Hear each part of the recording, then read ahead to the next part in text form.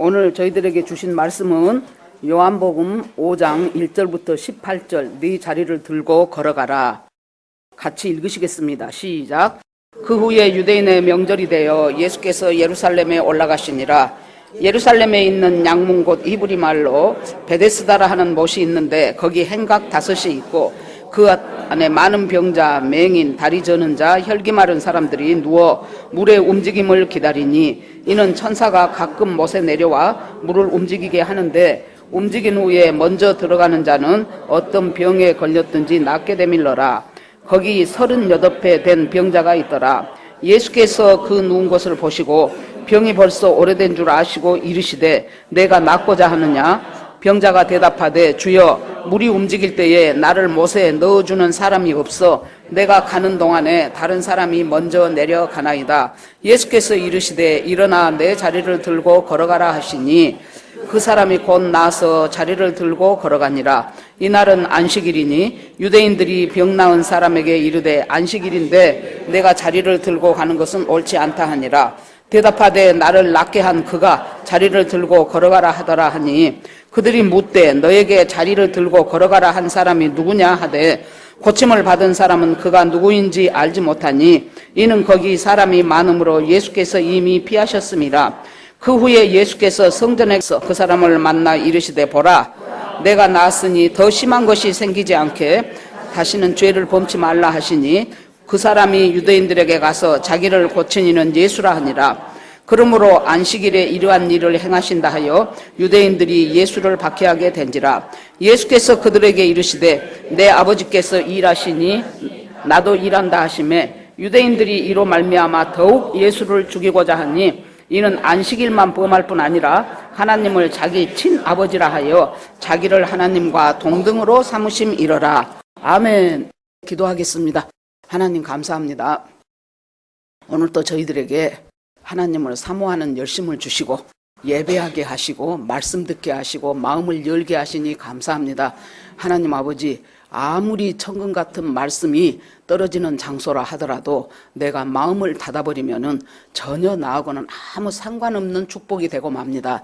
하나님 주님의 말씀이 우리를 인도하고 통치하는 것을 믿습니다. 하나님 아버지 그 말씀의 그 크시고 무한한 능력을 하나님 아버지 저희가 다 받아 누리면서 인생 승리하며 사는 우리 모두가 되게 하여 주시옵소서.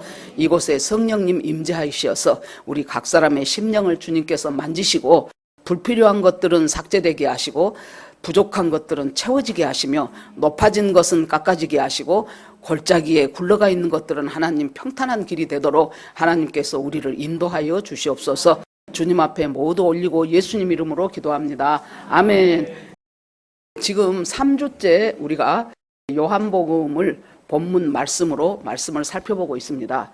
다른 세 복음서에서는 기사 이적이라고 되어 있는데 요한복음은 표적이 나와요. 그 표적이 7번이 나옵니다. 7번만 표적을 행했다는 뜻은 결코 아닙니다. 요한복음 20장에 보면은 이 외에도 예수님께서 많은 표적을 행했는데 그걸 다 적으려면 그때는 종이가 그렇게 발달하지 않는 시대에 거기에 두루마리로 해서 했던 그 시대이기 때문에 그 세상 종이를 다 갖다 써도 예수님이 일으킨 이 많은 표적을 다 적을 수가 없다 그랬어요. 그런데 그 중에서 대표적인 것 7개의 표적을 적었는데 표적이라는 것은 기사 이적과 같은 본질이지만은 그거는 약간 다른데 그것은 사인이라 그랬어요. 사인이라는 것은 무엇입니까? 표지판이에요. 우리가 예를 들어서 부산을 간다. 고속도로를 타면은 부산하고 크게 딱 화살표로 돼 있죠. 그러면 최종 목적지는 부산이에요. 그러면 최종 목적지인 부산까지 그 표지판 하나만 있습니까? 중간에 가다가 뭐 삼본, 안양 그쪽은 또 이리 가라고 했다가 그 다음에 일산, 고향은 또 저리 가라고 했다가 자잘한 목적지를 가기 위한 자잘한 표적들이 또 많이 나옵니다. 그래서 한마디로 표적이 표적판이라면은 사인판이라면은 그러면은 그 표적판이 의미하고 가리키는 것에 목적지가 있다는 뜻 아닙니까? 그러면은 똑같은 예수님의 기적인데 세 개의 복음서에서는 기사, 이적, 기적 그렇게 표시를 하고, 요한복음에서는 표적이라고 했다는 것이 요한복음이 가리키고자 하는 그 최종 목적지는 따로 있다는 거예요. 그것이 무엇입니까? 예수님은 곧 하나님이다예요. 그래서 요한복음은 계속 그걸 얘기하고 있습니다. 태초에 말씀이 계시니라, 이 말씀이 하나님과 함께 계셨으니 이 말씀은 곧 하나님이시니라. 그렇게 해서 우리가 첫 번째 표적을 예수님이 가나의 혼인잔치에서 물이 변하여 포도주가 되는 것이 첫 번째 표적이었죠. 그러면 이 표적파는, 이 표지파는 예수님의 무엇을 가리킬까요? 예수님은 창조주시다. 어떻게 물이 포도주가 되냐? 제가 그때 포도주 분자식을 잊어버렸다 그랬죠.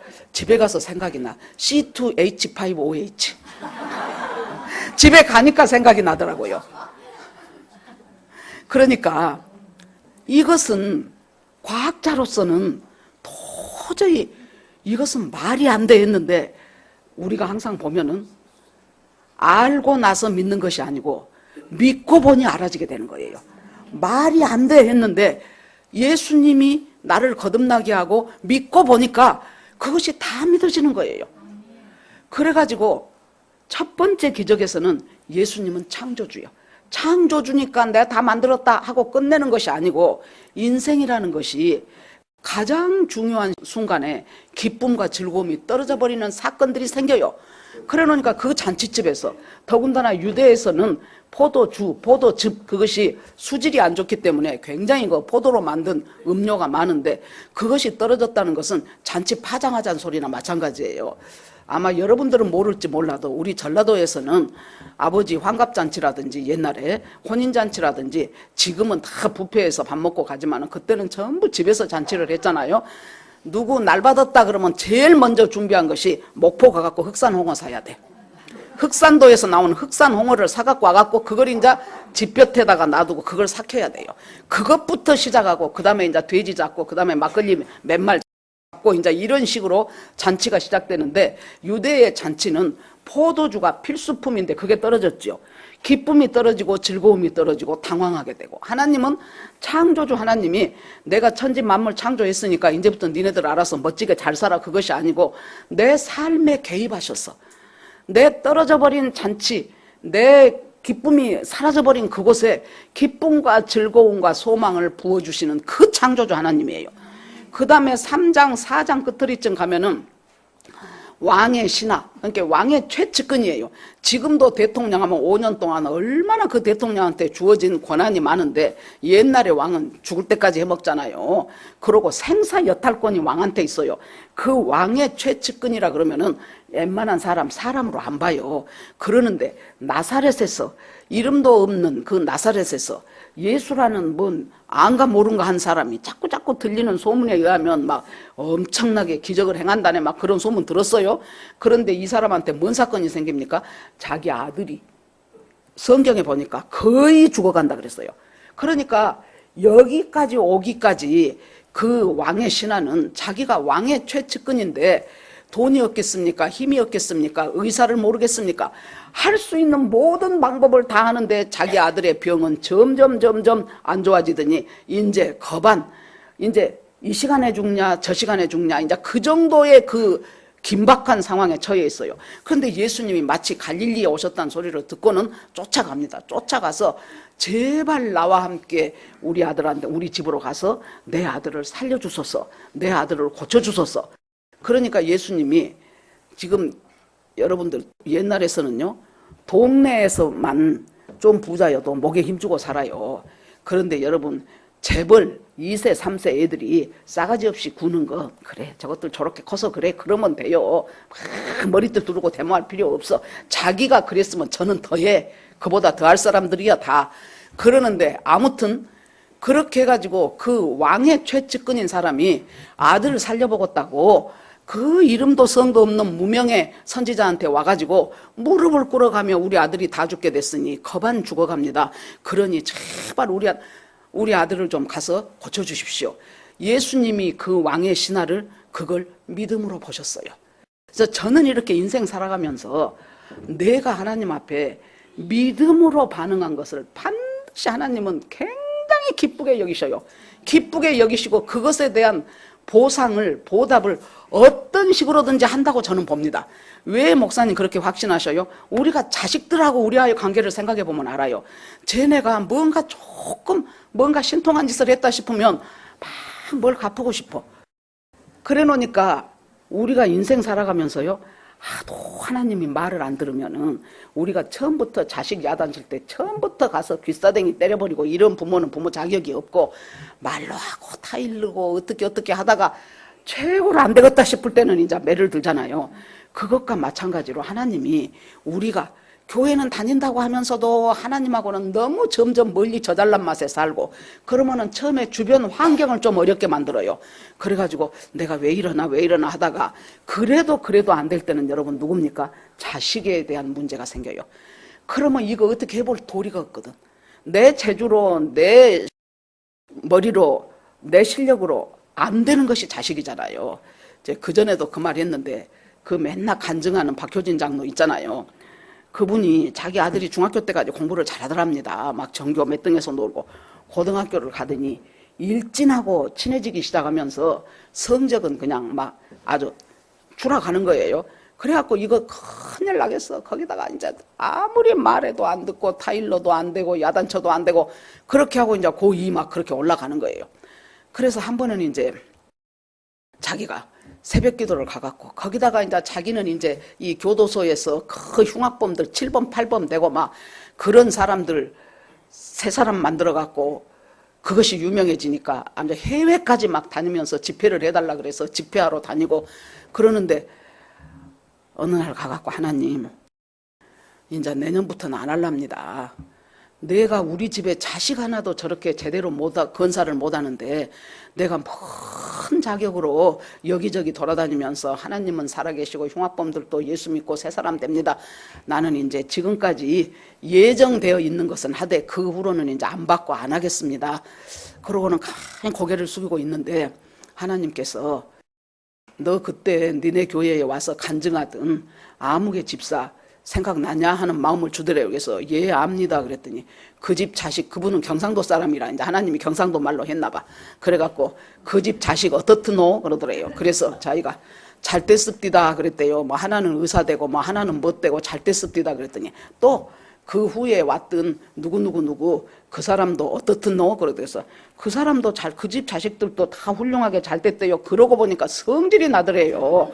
나는 지금 자식 때문에 지금 환장하겠는데 아니 그 똑똑하고 훌륭하고 잘 된 그 집 자식들 어떻드노 하니까 그거 대답하려니까 그래서 하나님 누구 염장 지르십니까?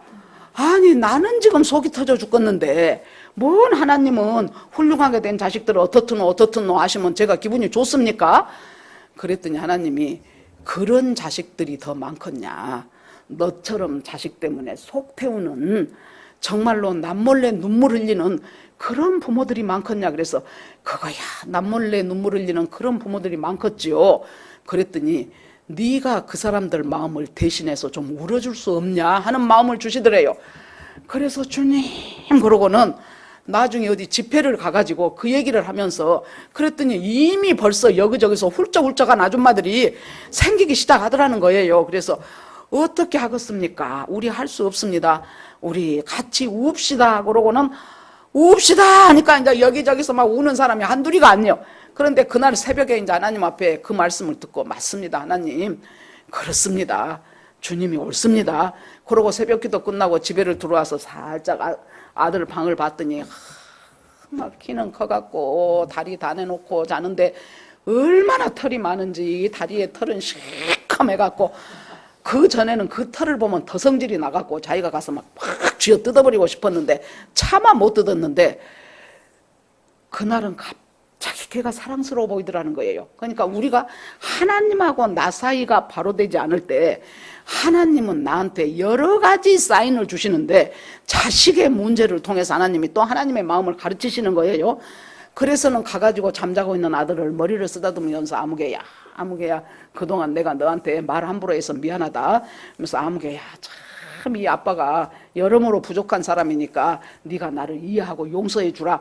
그러고는 갔다가 막 뽀뽀도 했다 그랬더니 아이고 왜 이러세요 그러더니 그렇게 말로 타이르고 그렇게 그냥 온갖 아주 야단도 쳐봤다가 와이로로 써봤다가 그렇게 할 때는 끔찍도 안 한 아들이 어느 날 갑자기 공부를 하기 시작하더라는 거예요. 그런데 무섭게 하더랍니다. 원래 이제 중3 때까지 잘했다 그랬잖아요.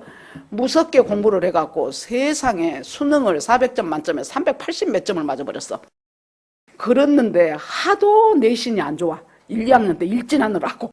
그래가지고 성적으로만 하면은 스카이를 갈 수 있는데 내신이 너무 안 좋아갖고 아무튼 서울 시내 웬만한 데 갔다고 하더라고요. 그 이제 말은 안 해서 어딘지는 몰라도 대충 이제 서울 시내 인서울 안에서 스카이 빼놓고 괜찮은 데 간 것 같아요. 그러더니 대학교 4학년 딱 되더니 아버지 그래서 그랬더니 아무리 생각해도 인생을 제대로 살아가려면 내가 목회를 해야 될 것 같아요. 이분은 하여튼 그 1년에 제사가 뭐 18개, 20몇 개 된 집에 종갓집이었잖아요. 세상에 우리 가정에 목사가 웬일이며 신학생이 웬일이냐 그러고는 아무튼 신대원을 가서 지금 철원에서 목회하고 있다는 얘기를 들었습니다. 그래서 이 왕의 신하도요, 왕의 최측기는 왕의 신하도 자식이 아파서 죽어가는데 내가 왕의 신하면 뭐 하겠습니까? 그러니까 그 무명의 선지자 예수를 찾아가서 우리 아들 좀 고쳐주시오. 우리 아들이 지금 다 죽어갖고 지금 이제 숨 똑 끊어지면 끝나는 그 지점인데 고쳐주세요. 그러니까 예수님이 이것을 이 왕의 신하의 믿음으로 보시는 거예요. 믿음으로 딱 보시고 주님은 우리 속에 어떤 믿음이 딱 움트지요. 그러면 하나님은 그 믿음을 딱 낚아채요. 예수님은 저것한테 저 믿음이 있네. 그러고 그 믿음에 맞는 역사를 하시더라고. 그 믿음을 보시는 순간 예수님이 뭐라 그래요? 네 아들이 살았다 그래요. 개역 개정에는 살아있다 그래요. 근데 옛날 개역 성경에는 살았다가 더 좋아. 네 아들이 살았다. 이것이 뭐예요? 완료동사요. 네 아들이 이미 살아버렸어. 지금 이 사람은 말은 그렇게 하면서도 지금 혹시 안 죽었을지 몰라. 나올 때 숨이 깔딱깔딱 했으니 얘가 혹시 지금쯤은 이제 끊어졌을지 몰라. 그러고 있는데 네 아들이 살았다 그래요. 근데 그 다음에 보니까 뭐래요? 이 왕의 신하가 예수님의 그 말씀을 믿고 가니라 그랬어요.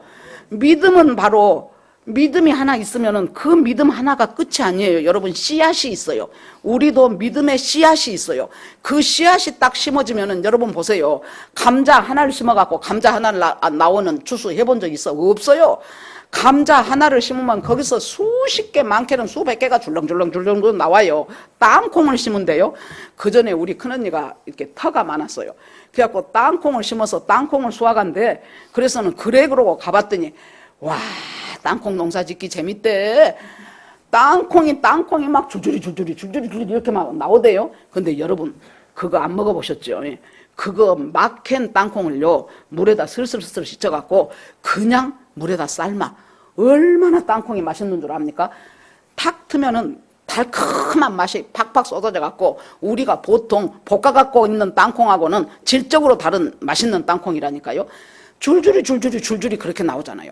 우리가 어떤 믿음 하나가 제대로 된 믿음이 딱 내 심령에 떨어지면은 그 믿음 위에 믿음이 또 생기고 또 생겨요. 그러니까 겨자씨 하나를 갖다 놓으니까 그렇게 커져갖고 많은 새들이 와서 거기서 깃들였다 그랬잖아요. 그러니까 이제 그것을 믿음으로 보셔요. 그러니까 이 사람이 그것을 믿고 예수님이 살았다고 했으니까 나 이 말씀 붙잡을 거야. 살았다고 했으니까 살았을 거야. 그러면서 가다가 그 아들이 살아난 것을 보고해 주려고 자기 집 종들이 몇이 오거든. 그러더니 이제 길에서 도중에 만났어요. 아이고 주인님, 아드님이 고쳐졌습니다. 열이 다 떨어지고요. 사라졌습니다. 일어나서 뭐 먹을 것 주라고 하대요. 그래 놓으니까 그때가 몇 시드냐? 7시쯤 되는데요. 예수님이 네 아들이 살았다 하는 그 시간이요. 그러니까 집에 와서 그 얘기를 했겠죠. 그러니까 온 집이 다 믿게 되더라. 이 두 번째 이 표적, 이 왕의 신하의 아들을 고치는 이 표적에서는 예수님은 누구냐? 죽음으로 갈 수밖에 없는 그곳에 생명을 주시는, 고치시고 생명을 주시는 하나님이다. 그것이 목적이잖아요. 아까 물이 포도주가 된 것은 창조주 하나님이다. 예수님은 이 표적에서는 질병에서 살아나게 하시고 죽음에서 살아나게 하신 그 하나님이다. 그것이죠. 그러면 오늘 이것은 뭐예요? 드디어 이제 5장에 보면은 그곳에 명절이다 그랬어요. 이틀이 지나면 예루살렘에 올라가시는데 이 명절이 유월절이냐 오순절이냐 초막절이냐 그것은 여기에 없어요. 별로 그렇게 큰 문제가 아니라는 얘기입니다. 명절에 예루살렘으로 20살 된 남자들은 전부 예루살렘에 가서 예배를 드려야 되는 것이지요. 예루살렘에 올라가는데 그 예루살렘 올라가는 양문, 양은 이제 제물로 양이 들어가는 곳이어서 양문이라 그래요. 그래서 그 양문 곁에 베데스다라는 연못이 있고 그 연못 옆에 행각, 우리 같으면 이제 지각 같은 그런 것들이 한 5개가 있는 그런 곳인데 거기에 보니까 병자들이 바글바글한 거예요. 그 행각 5에 진짜 발도 디딜 수 없을 만큼 그 많은 병자들이 바글바글 하는데 대표적인 병자가 보니까 맹인, 2번째는 다리 저는 자, 3번째는 혈기 마른 자. 혈기 마른다가 더 정확하게 뭔가 하고 찾아보니까요. 킹제임스 버전에는 오그라든 자 그랬더라고요. 하여튼 원인이 무엇이든 간에 이 팔다리가 오그라져 가지고 마음 놓고 걷고 일상생활을 할 수 없는 사람이에요. 그래서 또 영어를 또 여러분 한번 찾아보세요. 위더드 그렇게 되었더라고요. 그 말이 뭔 말이냐 그러면은 우리가 낙엽을 봐요. 요새 지금 겨울이 다 가려고 하는데도 가을 낙엽이 안 떨어지고 죽기 살기로 붙어 있는 것들이 있습니다. 가다 보면은. 그러면 여러분 보세요. 그 낙엽을 갖다가 떼갖고 내가 손으로 이렇게 하면 거기에 생기라고는 한 방울도 없겠지요. 그건 낙엽 이렇게 해갖고 거기서 물기가 나오겠습니까? 생기라는 것이 없고 물기라는 것이 없이 그 바삭거리는 낙엽같이 그렇게 된 사람이 혈기 마른 자예요 지금. 그러니까 이 3사람의 공통점은 뭐예요? 나 혼자는 아무것도 못할 사람이에요. 한마디로 말해서 이들의 공통점은 누군가의 도움이 있어야만 어떻게 할 수 있는 사람이다라는 그거예요. 그런데 예수님이 거기를 가다 보니까 38년 된 병자가 있어요. 여러분 우리는 남의 일이니까 그랬는갑다 하지만은 3년 8개월도 아니에요. 38년을 거기서 그 병자가 뭐 거적대기 하나 깔고 앉아갖고 그것 떠날 생각도 못하고 거기에 죽지 못해 사는 인생이잖아요. 어디 지푸레기 같은 거 하나라도 있으면 잡고 싶은 심정이에요. 그런데 거기 있는 사람들이 왜 그렇게 그리 모여듭니까? 전에 내려오는 전설이 있어. 베데스다란 말은 자비의 집인데 실은 이 자비의 집에 자비가 없어 보니까 그러니까 그곳에 이제 어떤 설이 내려오냐 그러면은 이 물이 한 번씩 확 하고 동할 때가 있다는 거예요. 간헐천처럼. 그런데 그때 제일 먼저 그 물로 뛰어드는 사람이 어떤 병이든지 낫는다는 설이 내려오고 있어요. 이것이 진리는 아니고 그런 설이. 그래 놓으니까 사람들이 아마 어떻게 해서 나은 사람이 있기는 있었을 거예요. 그러니까 이제 수많은 사람들이 모여드는 거예요. 예수님이 지나가다 보니까 아니 어떤 사람 하나를 딱 보니까 그 사람은 38년, 여기서 우리 38이라는 숫자를 한번 생각해 봐야 돼요. 신명기에 보니까 가데스 바네아에서 세렛까지, 세렛 시내까지 38년이 걸렸더라. 그렇게 돼 있어요. 자, 이스라엘 백성이 애굽에서 지금 노예에서 나왔어요. 홍해 건넜어요. 광야 들어갔어요. 이 광야 들어가 가지고 시내산 앞에 왔어요. 시내산 앞에서 모세를 통해서 율법을 받지요. 율법 받고 또 광야에서 이제 돌지요. 그래서 율법 받고 나서 이제 가나안 땅 들어가는 그 직전까지가 38년 걸렸다는 얘기예요. 그러니까 홍해 건너고 뭐하고 그건 다 빼고 율법 받은 이후로. 그런데 이 사람이 지금 38년 이스라엘 백성들이 광야 생활하는 그 광야 생활과 이 베데스다 연못가에 38년 된 이 병자와 모두가 다 어떻습니까? 둘 다 이 인생이 광야라는 거예요. 광야. 우리가 신의 악단에서 광야의 성가 그 노래 불러갖고 그거 꽤 어렵더라고요. 내가 해보려고 그러니까. 아무튼 그래서 이 광야를 도는 그것을 지금 상징하고 있는 38년이라는 숫자일 수도 있다는 얘기예요. 그런데 예수님이 지내가시면서 먼저 그 사람을 보시고 뭘 봐요? 38년이나 됐다는 그 병자를 보시고, 2번째 그가 병이 깊은 줄을 아시고. 주님은 어떤 분이세요? 내 인생의 환경과 이 모든 것에서 보시고 아시는 분이에요. 지금 우리가 생각할 때 가끔 가다 여러분들 중에 내 이 속 터지는 것을 누가 알아? 아시는 분이 있어요. 보시는 분도 계시고 아시는 분도 계시고 보시고 아시고. 그러고 나서 그 사람을 향하여 네가 낫고자 하느냐 그러죠. 여러분도 이거 읽을 때마다, 저도 처음에 읽을 때마다 아니 병든 사람이, 안 낳고 싶은 사람이 어디 있까니 예수님은 이렇게 이상한 질문을 하시냐 그랬거든요. 보시고 아시고 네가 낳고자 하느냐. 여러분 보세요. 38년을 그런 식으로 살다 보면 내가 낳아야 되겠다는 의식도 별로 없어져 버려. 그냥 나는 이렇게 사는 거예요. 안 죽으니까 이렇게 사는 거예요. 그러면서 자기 속에 낳고자 하는 열망이 진짜로 있는지 없는지도 모르고 살아가는데, 어느 날 느닷없는 사람이 지내가다가 네가 낳고자 하느냐 하고 질문한단 말이에요. 그래 놓으니까 예 낳고자 합니다 그렇게 대답하지 않고 말이 많아요. 나도 누가 안 낳고 싶겠어. 나도 낳고 싶은데 이 물이 동할 때 알다시피 나는 이렇게 맘 놓고 수족을 맘대로 못 쓰는 사람인데, 누군가가 나를 들쳐매고 1등으로 달려가서 나를 빠뜨려 줘야 되는데, 다 똑같은 처지에 있는 사람들인데 누가 자기가 먼저 가려 그러지, 누가 나를 업고 가서 거기다 넣어줄 수겠어. 그러니까 내가 어떻게 간신히 몸 좀 추스려 보면 이미 들어가서 낳을 사람은 낳아버린 거예요.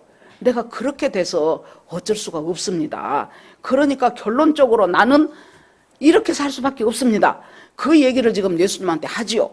그러니까 예수님이 그 말 끝난과 동시에 일어나 네 자리를 들고 걸어가라 그래요. 이거 단어 3단어잖아요. 일어나. 이 사람이 일어날 수 없으니까 못 일어났죠.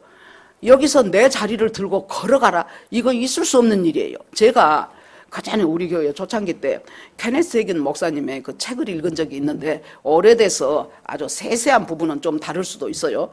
이분이 16살, 17살 그런 이제 고등학교 학생인데, 그때 원인이 무엇이었는지는 모르겠지만은 아무튼 병에 걸려가지고 움직이기를 잘 못해. 학교도 거의 못 가. 그리고 침대에서 엄마가 갖다 주는 샌드위치 먹고 엄마가 갖다 주는 음식 먹고, 그러고 간신히 화장실 갈 때도 있고 못 갈 때도 있고 이런 식으로 지금 살아요. 그러니까 목사님들 모셔다가 예배도 드리고 뭐 하고 그래도 이것이 나을 기미를 안 보여. 그래서 그냥 자기 혼자 계속 성경을 보기 시작했어요. 그러다가 성경 어느 대목을 보면서 자기 마음속에 예수님은 우리를 고치시고 싶어 하시네. 고치시고 싶어 하신다면 예수님이 나를 내 질병에서 벗어나게 하시기를 원하신다. 예수님은 나를 고치고 싶어 하신다. 그걸 자기가 계속 선포를 했어요. 그러면서 예수님이 고치고 싶어 하시면은 시간차는 있을지 몰라도 분명히 이것은 고침 받는다. 그렇게 계속 선포를 하다 보니까 여러분 그것이 믿음이 돼가지고 자기 속으로 한번 그 생각이 들어. 내가 그러면 고침을 받았다고 내가 선포를 했다면, 내가 나았다고 선포를 했다면, 나는 16살, 17살 때는 고등학생인데, 그러면 나는 엄마가 갖다 준 샌드위치를 나는 침대에서 먹어야만 되는, 그건 말이 안 되지. 내가 일어나서 식탁으로 가야지. 그래야 나은 사람들이 마땅히 행해야 될 행복 아닌가. 그러고는 일어나면 어디 하자면 신경 쪽 뭔 그런 쪽에만 문제가 있었는지 도저히 못 걸어갔어요. 찢어지는 것 같아. 막 다리가 찢어지는 것 같고 발길을 옮길 수가 없어요. 그런데 그때 아니요. 내가 나았다면은 나는 여기서 걸음을 걸어야 돼. 그러고는 식탁까지를 진짜 방에서 식탁까지니까 뭐 거리 얼마 되겠습니까? 한 20분을 걸려서 그 식탁까지 가요. 그러고는 자기 엄마한테 나는 이제부터 내가 식탁에 와서 어머니 내가 식사를 하겠습니다. 내 방에 갖다 주지 마십시오. 그러고 또 그렇게 해가지고 자기 침대까지를 가요. 그러고 나서 이제 또 며칠 지나고 나니까 이제 그것이 이제 계속 이제 되는 거예요. 며칠 지나고 나니까 이제 뭔 생각을 하냐 그러면은 나는 당연히 학교에 가서 공부를 해야 되는 학생이요 지금. 근데 학교도 못 가고 이것이 뭔 일이요.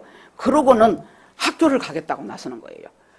그걸 계속 믿음으로 선포하면서 그렇게 하다 보니까 이 사람이 점점 믿음으로 건강해져 갖고 아주 이제 유명한 목사님이 되셨어요. 그런데 예수님이 지금 거기에 있는 그 사람 보고 일어나라는 것은 뭡니까? 이 사람은 일어날 생각을 못하고 있는 사람이잖아요. 나는 못해. 내가 일어날 수 있으면 왜 못 일어나겠어? 얼마나 할 말이 많겠습니까? 일어나. 이 말은 네가 일어날 수 없다 할지라도 내가 너에게 명령하니까 네 믿음이 아니고 내 믿음으로 너는 그 명령을 붙잡고 너는 일어날 수 있다. 일어나. 그 다음에 네 자리를 들고 38년 동안 이 자리가 없어져 본 적이 없어요. 이 자리에서 누웠다가 일어났다가 구불렀다가 이것이 자리가 없으면은 자기가 깔고 있는 그 자리 거적대기가 없으면은 이 사람은 자기 인생에 지금 기반이 흔들려 버리는 사람이에요. 그런데 예수님이 지금까지 그것 붙잡고 뱅뱅뱅뱅뱅뱅 돌고 살았다면 우리도요, 어떤 질병이라든가 어떤 마음의 병이라든가 무엇이 됐든지 간에 그것에 딱 그 거적다리, 나의 거적자리는 뭘까? 내 자리는 뭘까? 그걸 생각해 보셔야 돼. 어떤 사람은 어린 시절부터 열등감이 쌓인 사람이 있어요. 또 집에서 너는 못생겼고 너는 공부도 못하고 너는 뭐 별 볼 것도 없고 그렇게 해놓으면은요, 저는 인간은 그렇게 큰 차이가 없다고 봅니다. 우리가 사용하지 못하는 두뇌가 85%라 그러잖아요. 얼마든지 그걸 개발만 하면, 저는요, 제가 생각할 때 예수님과 이렇게 집중하는 삶을 살다 보면은 머리도 좋아져. 여러분들 아마 상당히 목사님은 큰 학교 다닐 때 똑똑하고 공부도 잘하고 기억력도 좋고 저렇게 말 잘한 거 보니까 그럴 게 아니었어요. 그냥 그랬어요. 그냥 못하지는 않았지만은 그냥 그랬어. 그러는데 여러분, 주님과 계속 친해지다 보면은 주님은 뭐예요? 하나님을 아는 것이 지혜의 본질이요. 그렇기 때문에 지혜로워질 수밖에 없어요. 물론 그 지혜가 IQ 높고 공부 잘한다는 그것만은 표현하지 않아. 그런데 그것까지도 이렇게 돼가는 수가 많다, 그 소리예요. 그러니까 네 자리를 들어라. 내가 지금까지 어쩔 수 없이 나는 이렇게 살아야 된다고 하고 생각하는 것이 이 사람 자리였어요. 열등감이 많은 사람은 열등감 속에서 이것이 내 자리요. 상처가 많은 사람은 그 상처 붙잡고 나는 어쩔 수가 없어. 너도 나같이 살아봐. 그것이 되는가? 그러면 제가요, 얼마 전에 어떤 목사님 간증을 하나 들었는데 그 목사님이 아무튼 젊은 목사님인데 너무 어려움을 많이 겪었어요. 애가 8살, 6살 아들 둘인데 그때 마누라가 갑자기 딱 쓰러지더니 가서 보니까 내 종양에다가 내 경색에다가 아주 그래가지고는 그냥 대소변 다 받아내고 그렇게 하면서 3년 6개월 동안 일반 병실에 있었다, 중환자실에 있었다, 그거 왔다 갔다 하다가 말도 잘 못하잖아요, 그런 사람들이. 그래가지고는 3년 6개월 만에 죽었어요. 죽었는데 그 뒤로 재혼을 또 했어요. 그래갖고 이제 이 선교사로 가고 전도사 생활하던 처녀하고 아무튼 재혼을 했어요. 근데 이 여자는 애를 안 길러봤잖아요. 그런데 느닷없는 남의 자식 둘을 길러라니, 남자애들 둘인데 더군다나 사춘기 되고 하니까 당신이 뭐 우리 엄마예요, 우리 엄마보다 얼굴도 못생기고 음식도 잘못하고 이제 하고 이제 그러면 이놈 싸가지 없는 새끼들 내가 죽겠다고 해준대 하고 이제 맨날 집에는 전쟁이요. 그러는데 이분이 부목사로 있었는데 여러분, 그 교회에서 계속 목사님을 봐주겠냐고 3년 6개월 동안 병간호로라로 교회를 못 오니, 그러니까 어느 정도 지나니까 대단히 미안하지만은 어쩔 수가 없다, 교회로서는 사임을 해달라고 사임을 했어. 돈이 있습니까? 무엇이 있습니까? 그러고는 이제 부인을 도저히 병원비가 부족해서 집에 데려다 놓고 이제 간호를 하고 했는데 이 호흡기로 숨을 쉬는데 약간 숨 쉬는 것이 잠을 잤지, 이렇게 자기는 계속 자면서도 그 호흡 소리를 이제 숨소리를 들어야 돼요. 그런데 약간 이상하더래요. 그래서 잠이 바짝 깼더니 그 마누라가 죽어가는 거예요. 그럼 마누라는 죽고 이제 그렇게 재혼하고 그렇게 됐어요. 그러는데 이제 자기가 이제 먹고 살아야 되니까 쿠팡 택배를 해. 그런데 자기가 들어간 것이 김장철이었어요.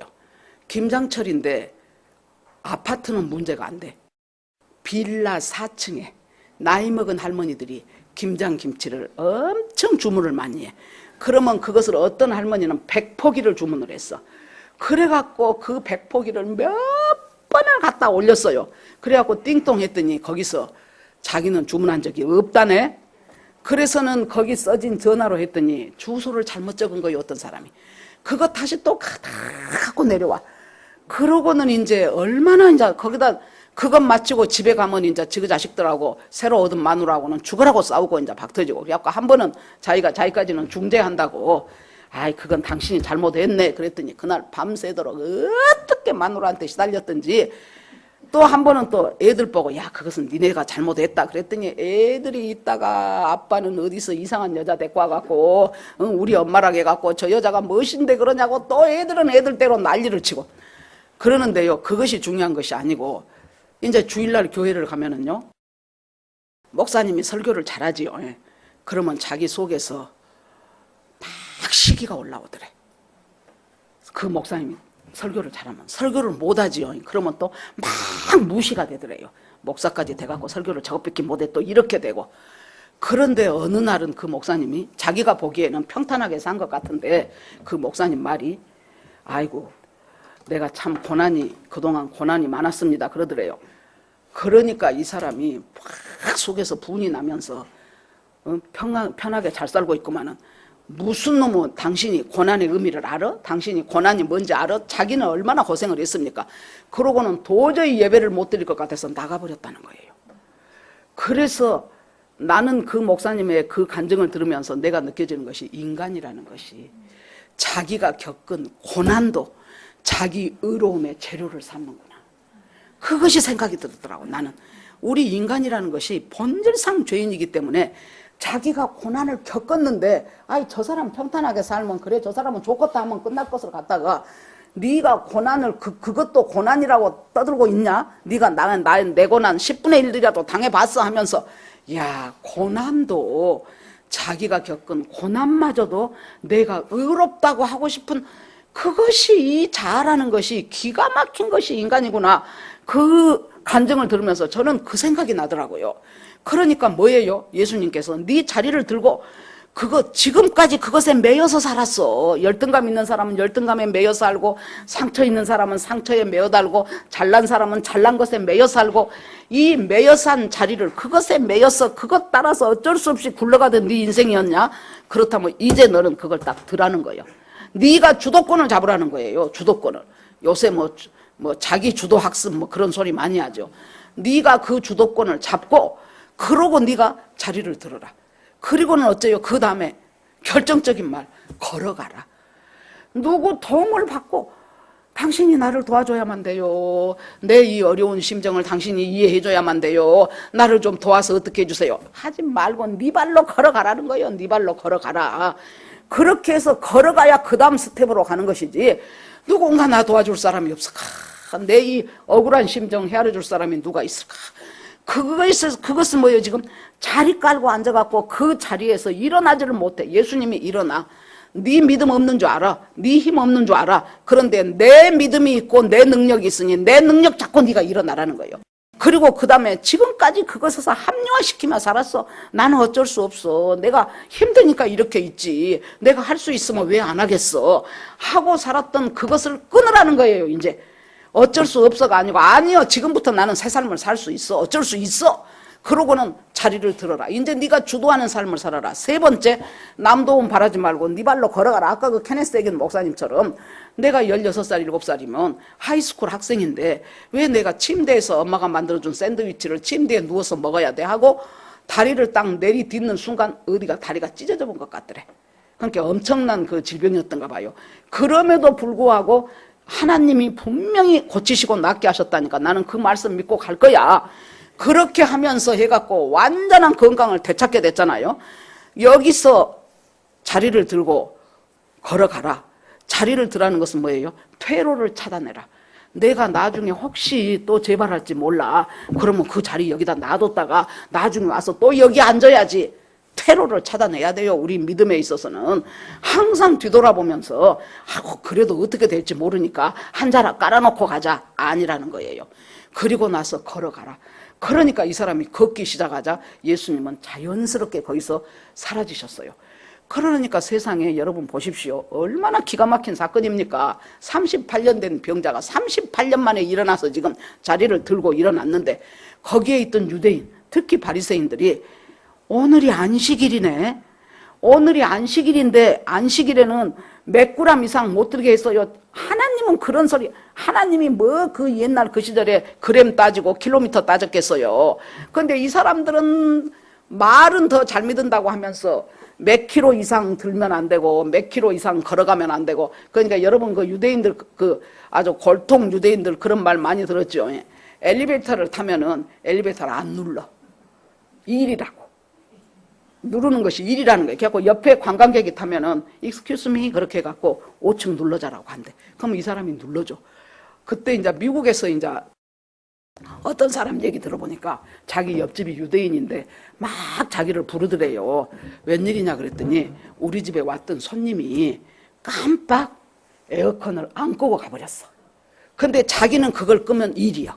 그러니까 옆집 사람 불러갖고 당신이 와서 좀 꺼주라고. 그러니까 여러분, 이 안식일이라는 거 여러분 생각해 보세요. 하나님이 천지를 다 6일 동안 창조하시고 하나님 보시기에 좋았더라 하고 제7일에 안식하셨지요. 그 안식 속에는 무엇이 있습니까? 첫째, 쉼이 있어. 그 안식 속에는 생명이 있어. 그 안식 속에는 열매가 있어. 이것을 우리한테 주기 위해서 하나님이 안식일을 정하신 거예요. 마가복음에 보면은 안식일이 사람을 위해서, 사람이 안식일을 위해서 있는 것이 아니고 안식일이 사람을 위해서 있다는 거예요. 이 안식일을 통하여 하나님의 안식 속에 우리가 동참하게 되는 그것을 해주려고 하나님이 안식일을 정했는데 알맹이는 다 빼버리고 생명은 다 어디 가버리고 열매도 다 어디 가버리고 진정한 쉼 안식은 다 어디 가버리고 무엇만 따집니까? 왜 그 자리가 이제 여러분 이런 뭐 손수건이 아니었을 거 아닙니까? 깔고 앉았으니까 그래도 한 몇 킬로 됐겠지요. 그러니까 어긋나는 거예요. 자기들이 들어야 할 무게에서. 세상에 여러분 38년 동안 병에서 헤어나지 못한 사람이 자리에서 들고 일어나더라도 만약의 경우에 내가 그랬는데 저 신천지 이만희 교주가 와서 나를 일으켰다고 세웠다고 해봐요. 그럴지라도 고맙다고 해야 돼. 그럴지라도. 그런데 세상에 그 38년 된 사람이 그랬는데도 이 사람 눈에는 38년 된 병자가 일어났다는 것이 중요하지가 않아. 왜 안식일인데 그 무거운 자리를 네가 드냐고. 그거 키로 넘잖아. 키로수 넘잖아. 여러분, 우리가 가끔 종교인이 되지 말고 신앙인이 되십시오 그러잖아요. 한마디로 알맹이 빠져버린 껍질만 신앙인인 사람을 우리가 종교인이라고 합니다. 딱 이 사람들이요. 안식일에 있어야 될 생명과 안식일에 있어야 될 열매와 안식일에 있어야 될 안식이 다 없이 38년을 고생한 사람인데 그 사람은 눈에 보이지 않고 자기들 율법의 껍데기 하나님이 몇 킬로 이상 하란 말 하지도 않은데 자기들이 만들어갖고 이 몇 킬로 이상 된 거 이거 들었으니까 너는 안식일을 범한 자다. 그러니까 이제 이 사람이 있다가 아니 나를 고친 사람이 이거 들고 가라 그러던데요. 그러니까 아니 그 사람이 누구냐 그랬더니 보니까 아까 있었는데요. 보니까 예수님이 안 계셔. 그리고 이 사람은 예수님의 말씀을 믿고 그대로 한 걸음 한 걸음 걷기 시작한 거예요. 그러면은 봅시다. 이 사람은 예수님이 누군지를 몰랐어요. 예수님이 알았다면은 누가 자리를 들고 걸어가라 그랬나 하면 예수가 걸어가라 했는데요. 이랬을 거예요. 아니 나를 들고 걸어가라 한 사람이 여기 있었는데 없네요. 예수님이 누군지도 몰라서 그 38년 동안 그 베데스다 연못가에 있느라고 그랬는데 예수님이 와가지고 그 많은 사람 중에서 누구 하나를 얼마나 많습니까? 그런데 예수님이 이 사람을 택했어.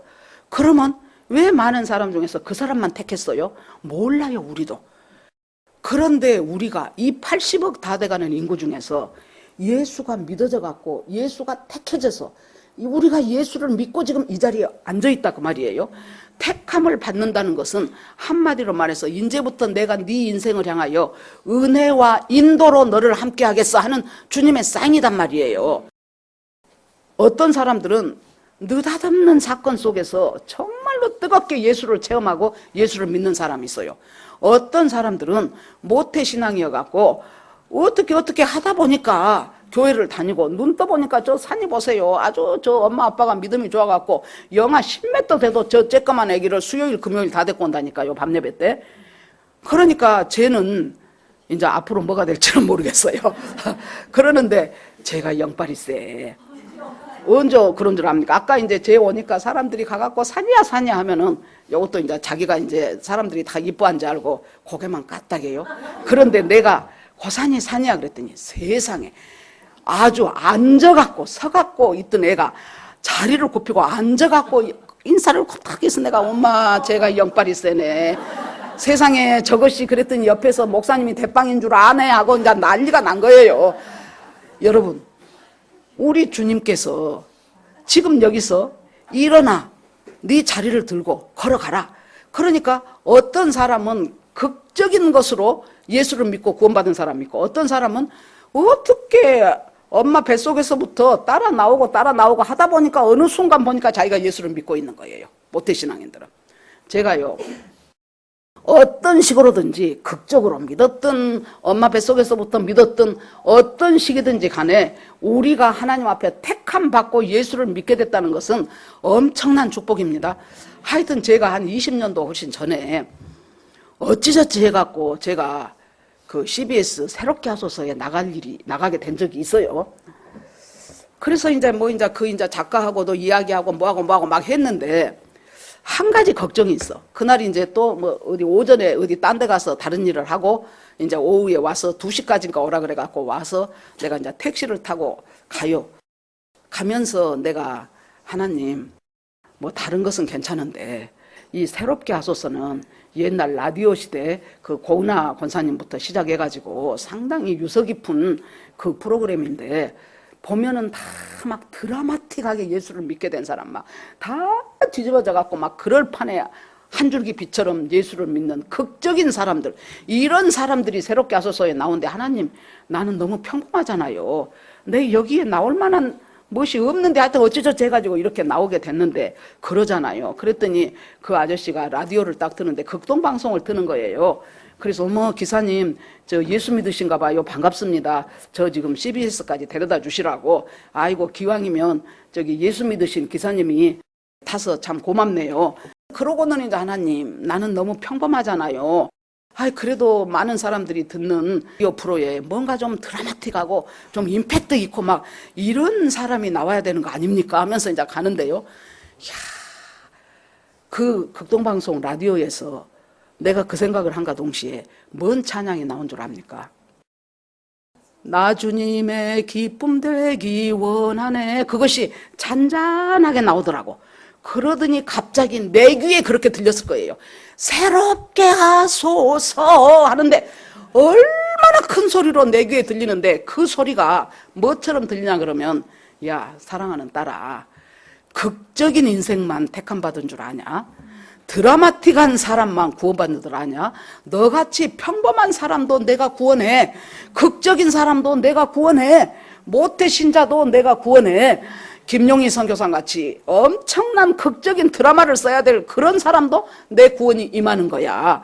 그러니까 우리 주님께서 우리에게 주시는 것이 일어나 네 자리를 들고 걸어가라. 그러니까 이 바리새인들이 난리를 치잖아요. 왜 안식일에 일어나 갖고 난리를 치냐고. 근데 이 사람은 걸어가서 나중에 보니까 성전에 있네. 성전에서 예수님을 만났어. 그러니까 그 사람이 예수님이 그 사람한테 뭐라 그래요? 네가 이제 나았으니 다시는 죄를 범치 말라. 이 대목이 껄쩍지근 안 합니까? 아무리 나아서 걸어다닌다고 어떻게 인간이 다시는 죄를 범치 않을 수가 있냐고. 우리가 죽을 때까지 살아가야 되는데 저는 두 개로 봅니다. 첫째, 똑같은 죄를 범치 말라. 첫째, 똑같은 죄를 범치 말라. 두 번째, 넓게 해서 다른 죄도 범치 말라. 그러면 하나님 어떻게 사람이 인간이 살아가는데 죄를 안 짓고 살아갑니까? 그러면은 여기에 주님이 비결을 가르쳐 주셔요. 아마 저 고사에 옛날에 있었던 이야기일 거예요. 어떤 사람이 한 마을에서 어떻게 도박을 하고 처자식을 두드러 패고 또 그래 놓으면은 또 갔다 와서 또 하고 그렇게 해가지고 이 사람은 일벌백계로 사형을 시켜야 된다라고 해가지고 이제 왕 앞에 가게 됐어요. 그래서 왕이 내가 너를 사형을 시켜야 되는데 하나 사형에서 면할 수 있는 길을 열어주겠다. 자, 시장이 있어요. 이 시장에서 물을 한 동이를 줄 테니까 꼭대기까지 찼어요. 그 물동이를 들고 네가 시장을 한 바퀴 돌다 와라. 그래서 그때까지 한 방울도 물을 안 떨어치고 네가 이걸 들고 오면은 너를 사형해서 면해주겠다. 그 대신 한 방울이라도 떨어지면 너를 죽이겠다. 그러니까 이 사람이 그 물동이를 이고 지금 시장을 봅니다. 쭉 돌고 이제 제자리에 왔어요. 그러니까 왕이 묻는 거예요. 너 시장을 돌고 오면서 시장에 무엇이 많이 있더냐? 그 다음에 네가 시장에서 사람들이 오고 가면서 많은 소리를 했을 텐데 너 무슨 말을 들었느냐? 아이고 폐야 죄송합니다. 제가요 요것 물 안 떨어뜨리려고 이것에 집중하다 보니 누가 있는지 무슨 물건이 있는지 무슨 말을 했는지 하나도 듣도 보도 못하고 나는 이것만 갖고 왔습니다. 집중. 다시는 죄를 범치 말라가 뭐예요? 하나님께 집중하라는 거예요. 하나님께 집중, 우리 인생이. 그래서 이 사람이 살아났단 말이에요. 집중하라는 거예요. 또 하나님은 뭐라고 하셔요? 우리가 요한일서 1장 9절에 보면은 우리가 우리 죄를 자백하면 하나님은 미쁘시고 의로우사 우리 죄를 사하시며 모든 불의에서 우리를 깨끗게 하실 분이 하나님이라는 거예요. 얼마 전에도 말했지만은 우리는 죄를 지어요. 아무리 예수 믿고 구원받고 믿음으로 살라 그래도 어느 날 보면은 내 속에 시기가 생기고 어느 날 보면은 교만하고 어느 날 보면은 죄 속에서 허우적대고 있는 우리를 발견하지요. 하나님은 알아 우리를. 그러니까 뭐라고 하셔요? 네가 그렇게 되면은 첫째 네가 미쁘시고 의로우신 하나님 앞에 가.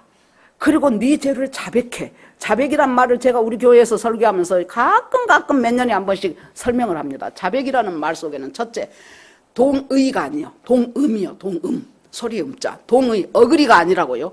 동음. 성령이 내 속에 있잖아요. 내 속에 계신 성령이 내가 지금 누구한테 시기심이 생겼어. 그러면 성령이 나한테 너 지금 아무개를 시기하고 있구나 하고 가르쳐요. 그러면 우리가 하나님 제가 시기가 아닌데요. 아이 저 하는 꼬라지가 저것이 하도 그냥 잘난 척을 했으니까 내가 좀 기분이 나빠서 그러지 내가 시기가 아니라고요. 그러면 안 된다 그 말이에요. 동음 같을 동자 소리 음자 똑같이 말해. 똑같이 성령이 너 지금 시기하고 있구나 그러면 하나님 내가 시기합니다 이러라 그 말이에요. 그래야 그 다음부터 다음 스텝으로 가는 거예요. 그런데 계속 변명해. 내가 그런 것이 아니고요. 하나님 생각을 해보십시오. 저 인간이요 하면서 이제 이렇게 나오면은 거기서 못 벗어나. 10년도 못 벗어나. 20년도 못 벗어나. 자기가 노력하는 것에 한계가 있어요. 그 다음에 결정적인 순간이 있으면 내가 언제 그래 다시 딱 옛날로 딱 돌아가 버려. 첫째는 동음이요. 같은 소리를 하라는 거예요. 두 번째는 뭐예요? 감사. 뭘 감사해? 내가 지금 이제 나이가 있다 보니까 몇십 년 전에 있었던 사건들이 한 번씩 팍팍 치고 들어와요. 그때 내가 생각한 것이 내가 그때 왜 그런 말을 했을까? 내가 왜 그런 생각을 했을까? 왜 그런 행동을 했을까? 그런 생각들이 나거든요. 그런다고 해서 내가 몇십 년 전으로 다시 돌아가서 안 할 수 있냐고요? 없어요. 아 하나님 이 죄 때문에 예수님이 십자가에서 돌아가셨군요. 이 죄 깨끗이 씻게 하기 위해서 예수님이 십자가에 흘린 보혈 아니면은 내가 어떻게 10년 전으로 돌아가고 20년 전으로 돌아가서 내가 그 죄 안 지은 것을 다시 안 짓게 할 수 있냐고요. 내가 할 수 없잖아요. 그러니까 감사해요. 그래서 주님이 돌아가셨네요. 그래서 돌아가셨네요. 그 감사가 진짜로 내 가슴에 생기기 시작하면 다른 사람 실수하고 다른 사람 잘못한 것에 대해서 그토록 판단하고 그토록 미워하고 그토록 비난했다가도 아이고 아니지. 내 꼬라지는 뭔데 내가 그 사람을 그렇게 비판하고 판단해. 하나님 잘못했습니다. 아니지요.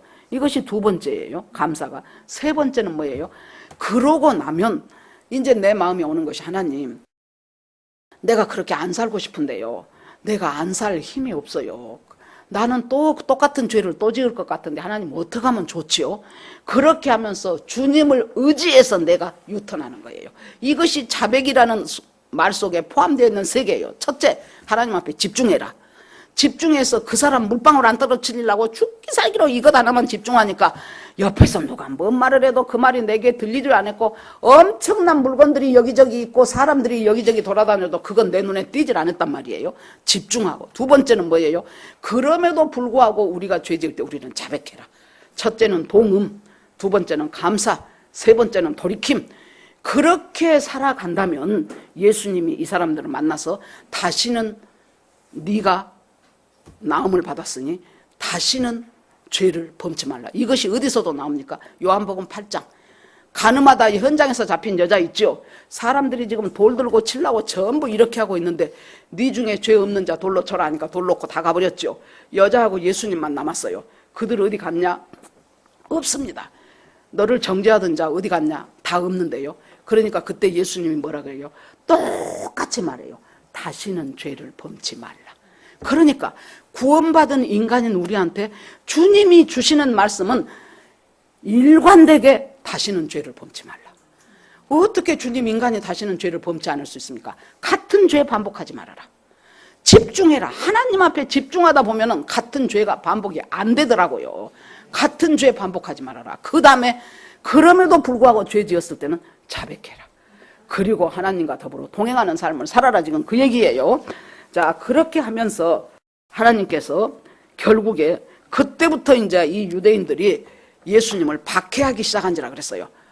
아이, 저 눈에 보이는 증거는 보면은 그냥 병자가 바닥바닥 낫고 그냥 자기들은 손도 못 댈 일을 하니까 요 현실 앞에서 아니라고는 못 하겠는데, 막 그러니까 사람들이, 군중들이 막 그쪽으로 마음도 쏠리고 몸도 쏠리고, 그러니까 화도 나고 시기도 나고 분하고, 그때부터 예수를 박해했어요.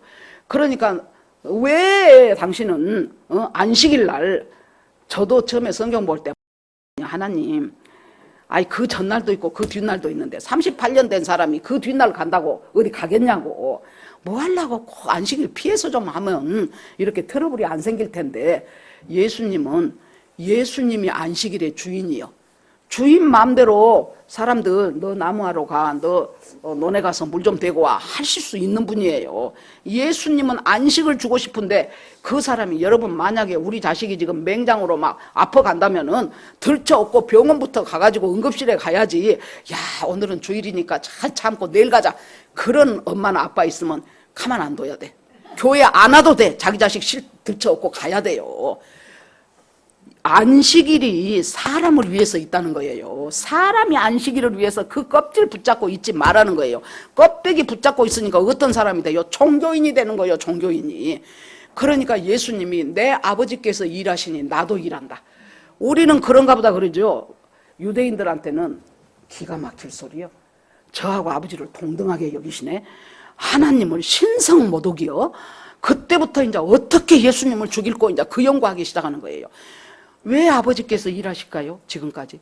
여러분, 아담과 하와가 선악과 따먹고 안식이 깨져버렸어. 제일 처음에 안식이 깨져. 여러분, 우리가 인생 살아가는 모든 문제의 근본 원인이 뭐예요? 하나님과 나 사이에 안식이 깨진 것부터.